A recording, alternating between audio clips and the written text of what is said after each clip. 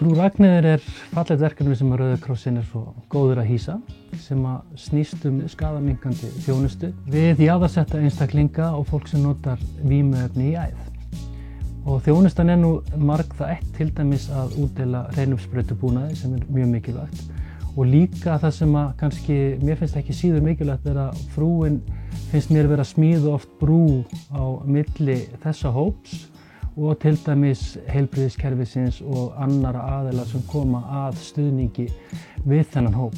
Þessi þjónusta skiptir gríðarlegu máli vegna þess að hún grundvallast fyrst og fremst að hér eru allir jafnir og af skaðaminnkandi hugmyndafræði.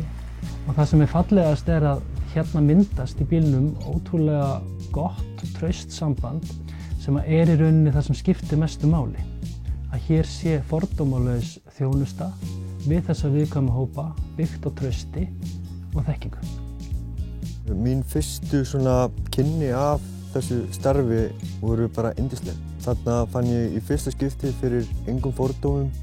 Þú veist, þær sögðu bara hreint út, bara sættu hvað get ég gert fyrir þig? Og voru ekki, virkuðu ekki dæmandi einhvern veginn á mig eins og ég upplifði á mörgum öðrum stöðum í þjóðfélaginu.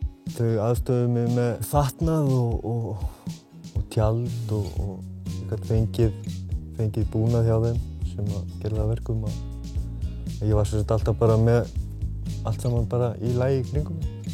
Ég sæti ekki hérna í dag á lífi ef það var ekki fyrir þetta starf sem ég er að vinna.